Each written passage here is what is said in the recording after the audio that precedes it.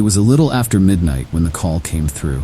The night had been as quiet as usual for this small town, but the voice on the other end immediately shifted the atmosphere, sending a shiver through me. "Help! Someone's trying to break into the house. Please, hurry."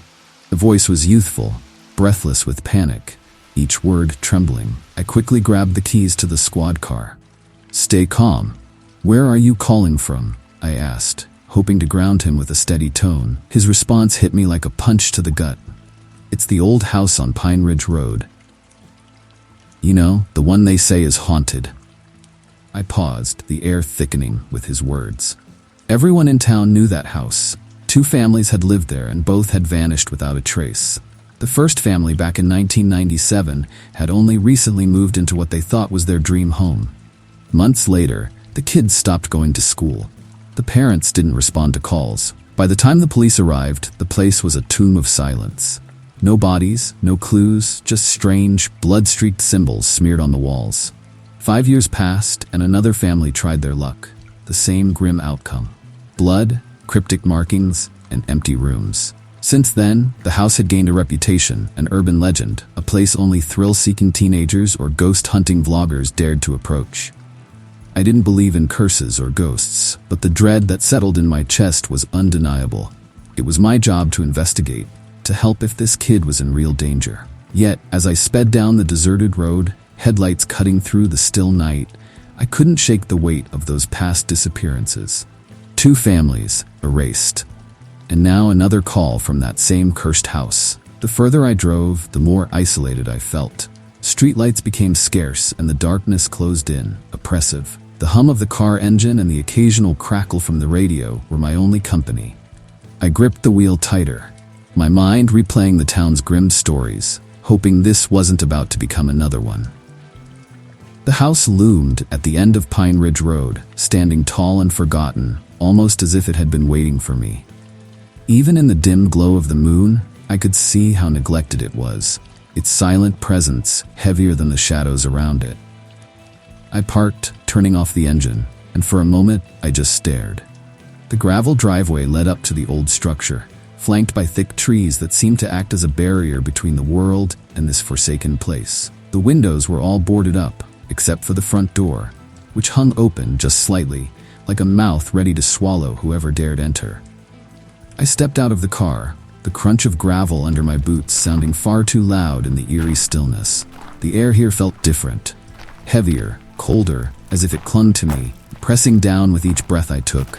Even the usual background noises of the night, crickets, distant cars, were absent, swallowed by the oppressive quiet of this place. The house's front door creaked as I approached, and though it was ajar, it felt as though it hadn't been touched in years. Was this the work of the panicked caller, or had someone or something else opened it? "Police!" My voice echoed in the emptiness, fading into the house's hollow silence. No answer came back. I stepped inside, feeling the floor groan under my weight, the smell of mold and dust filling my nose. The air was thick, making it hard to breathe. Every step felt invasive, as if I were trespassing on something ancient and angry. My flashlight beam swept over the room, a living room frozen in time, dusty furniture, old family portraits staring down from the walls. But it was the faint stains, the rusty streaks of old blood on the floor and walls, that quickened my pulse. This house wasn't just abandoned, it was a crime scene. I stood still for a moment, my heart pounding. The stories, the disappearances, the symbols in blood, they were real. And now, so was the growing certainty that whatever had happened here, whatever dark force lingered, it was far from over. I ventured deeper into the house, the beam of my flashlight revealing peeling wallpaper and layers of dust that blanketed everything. The oppressive silence seemed to amplify every creak beneath my boots. The house felt alive, not in the traditional sense, but as if it were watching, waiting for me to make a wrong move. Every instinct screamed at me to turn around, but I couldn't. There was still no sign of the caller or any immediate danger, yet something gnawed at my gut. The memories of those missing families haunted every step. I entered what appeared to be the living room. An old couch sat facing a dusty television, a coffee table in front of it, barely visible under the grime of time. Something else caught my eye. Marks, faint smudges on the floor, as if something had been dragged. My heart skipped as the light followed the trail. Blood, old, dark, and smeared along the wooden floor, leading out of the room and down a hallway.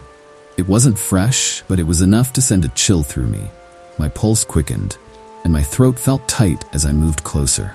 Suddenly, a crash shattered the silence. The sound of breaking glass from behind.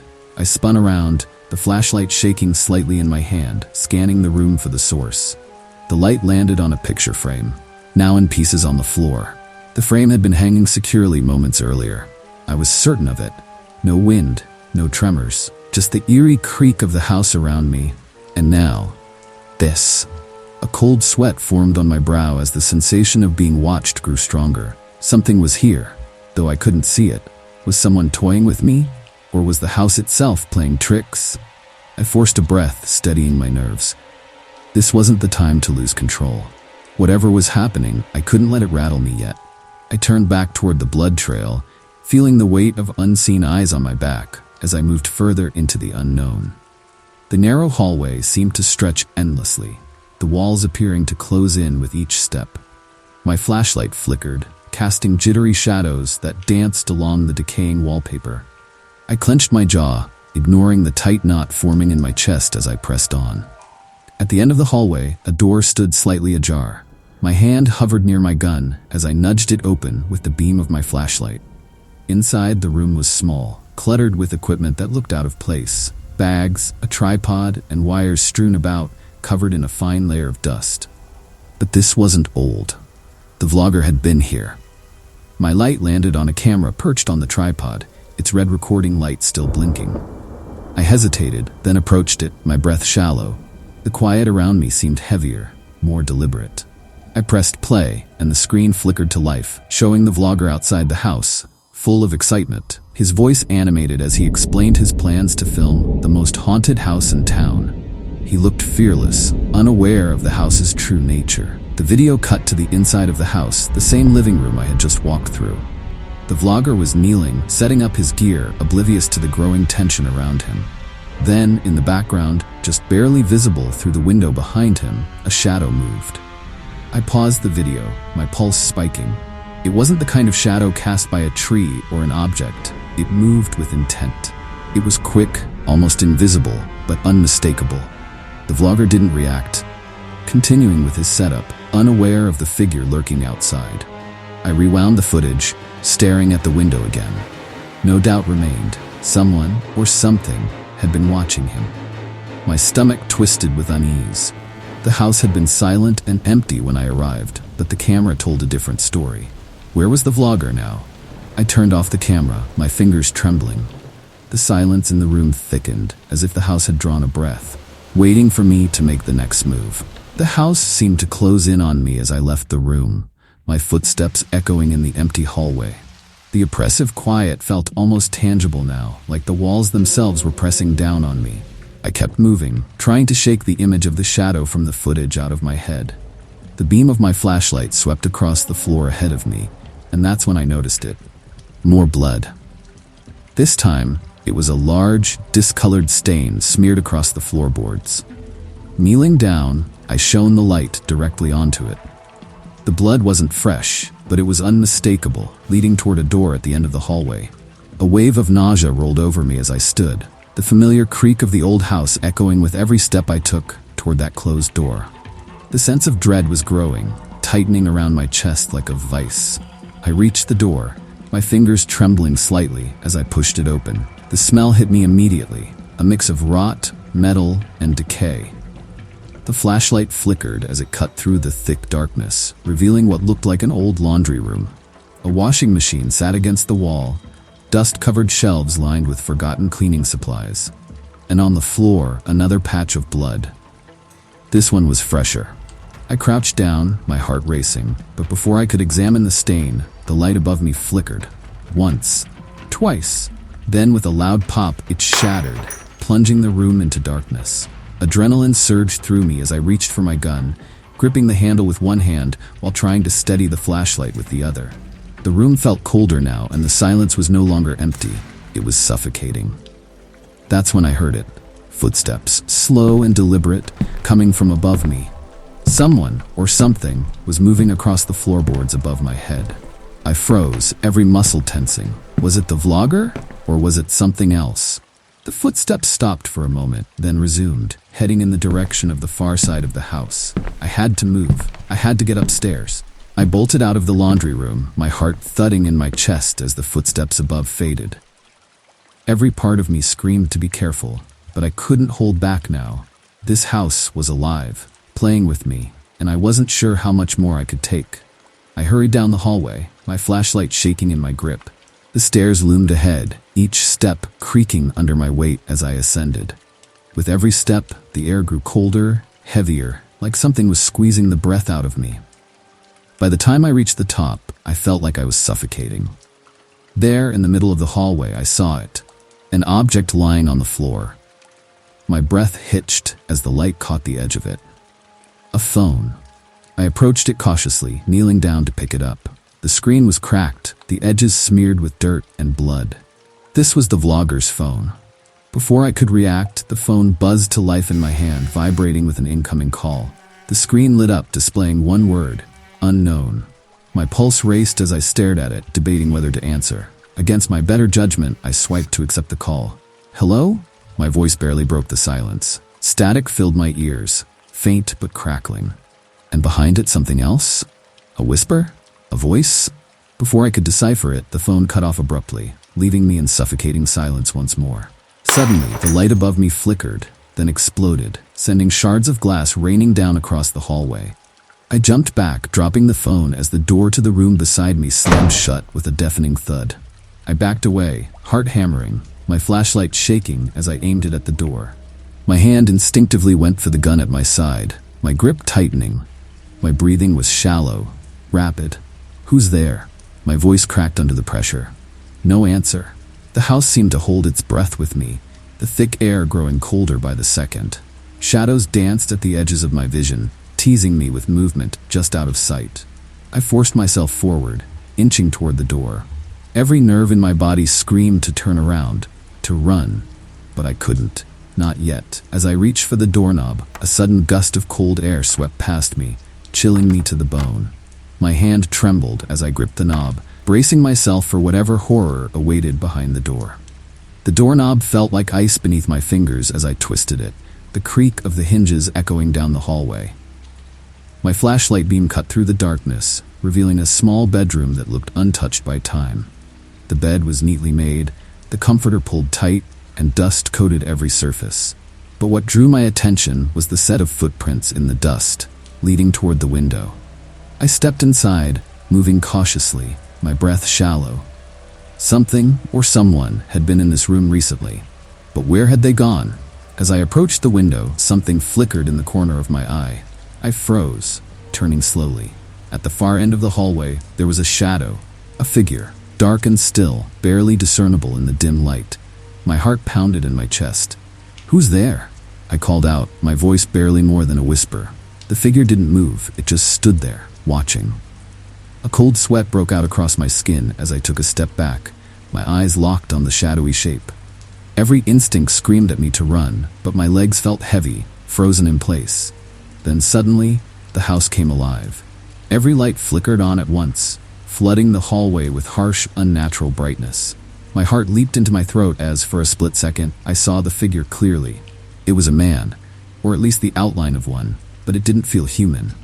And then, just as quickly as the lights had come on, the figure vanished, leaving the hallway empty. I stood there, the lights buzzing overhead, casting long, unnatural shadows across the floor. My breath came in ragged gasps, and I fought to steady myself. I wasn't imagining things. I had seen it. Something, someone, was here with me, and it wasn't afraid to show itself. As the adrenaline surged through me, the temperature in the room dropped. I could see my breath now, little clouds of condensation hanging in the air. My flashlight flickered, and that's when I noticed the blood. It was fresh, wet, and smeared across the floor, leading from the center of the room toward the door. I had only been in the room for a few moments. The blood hadn't been there when I entered. A sickening realization hit me. Whatever had left the blood was still in the house. I had to get out, now. I turned and bolted for the stairs, grabbing for my radio, but all I heard was static. The house was blocking the signal. Panic rose in my throat as I stumbled down the stairs, my flashlight cutting through the darkness. But when I reached the bottom, I froze. Blood streaked across the stairs. Fresh, crimson trails where there had been none before. Something was hunting me. I stood at the foot of the stairs, frozen, my eyes darting from shadow to shadow. The house felt different now, alive, as if it was watching my every move. The lights hummed above, casting a sickly yellow glow over the hallway, but that did nothing to ease the growing dread tightening in my chest. I took a cautious step forward, every instinct screaming at me to run. But I knew, deep down, that leaving wouldn't be easy. The house had no intention of letting me go so quickly. As I moved toward the living room, my flashlight flickering erratically, I saw it.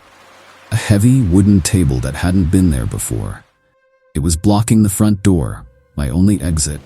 Deep grooves marked the floor where it had been dragged into place, but there was no way anyone could have moved it without making a sound. I grabbed the edge of the table, gritting my teeth as I tried to shove it aside, but it barely budged. The walls around me groaned, as if the house itself was shifting, responding to my presence. The lights overhead flickered, and I felt the air around me grow colder, the silence pressing in. Then I heard them. Footsteps. Slow, deliberate, getting closer. I spun around, my heart hammering in my chest, the flashlight beam cutting through the dimly lit hallway. No one was there, but the footsteps continued, growing louder with every second, closing in. Desperation surged through me. I turned back to the table, throwing my shoulder into it, but it still barely moved. The footsteps were nearly on top of me now, and the air felt thick, oppressive, like something unseen was watching, waiting. With a final push, the table shifted just enough for me to squeeze through. I stumbled toward the door, my hand trembling as I reached for the knob. But just as my fingers closed around the cold metal, the footsteps stopped. The lights flickered violently, plunging the house into complete darkness. I froze, my breath caught in my throat as a low guttural sound reverberated through the walls, a deep, haunting wail that seemed to come from the very depths of the house. I didn't wait to hear more. With a surge of adrenaline, I yanked the door open and stumbled outside, the cool night air hitting my face like a slap. I slammed the door behind me, gasping for breath as I backed away, my eyes fixed on the house. Inside, the lights continued to flicker, casting eerie shadows through the boarded-up windows. It was as if the house was alive, pulsing with a dark energy that I couldn't explain and didn't want to understand. As I backed away, still trembling, the faint glow of sirens appeared in the distance. My backup was finally here. But even as help arrived, I couldn't shake the feeling that I'd barely escaped with my life. The house wasn't done with me yet. I sat in the squad car, my hands gripping the steering wheel so tightly my knuckles turned white. My eyes remained fixed on the house, now quiet and dark, as if nothing had happened. But I knew better. That place was alive with something old and malevolent, something that had nearly consumed me. The eerie wail I had heard inside still echoed in my mind. It wasn't human. It didn't belong in this world. I couldn't explain what I had seen, what I had felt, but the fear clung to me, making every breath feel shallow and forced. By the time backup arrived, my adrenaline was fading, replaced by a bone-deep exhaustion. Officer Daniel stepped out of his car, his expression shifting from confusion to concern as he looked between me and the house. "We've been trying to reach you for over an hour," he said, his brow furrowed. "No response on the radio, no signal on your phone. It was like you disappeared off the map." "You okay, Johnson? You look like you've seen a ghost." I forced a weak smile. "Maybe I did," I muttered under my breath, not ready to explain the nightmare I had just lived through. Daniels approached the house, his hand resting on the holster of his gun. I didn't follow him. I couldn't. The thought of stepping foot inside that house again turned my stomach. Whatever was inside, it had almost claimed me, and I wasn't about to give it a second chance. Over the next few days, the search for the vlogger intensified. He was officially reported missing, and a team was sent to comb through the house. His equipment was recovered, his belongings cataloged, but there was no sign of him. Just like the families before him, he had vanished without a trace. The only things left were blood and the strange symbols that no one could explain. The house was sealed off once again, left to rot on Pine Ridge Road. Forgotten by most, but not by me. I couldn't forget. Every time I closed my eyes, I saw the shadow in the hallway, the blood on the floor, the lights flickering on as if the house itself was watching me. I knew I should have written a report, filed an official statement. But what could I say? That the house was haunted? That I had seen things no one would believe? There was no way to explain it without sounding insane. So, I stayed silent. But deep down, I knew the truth.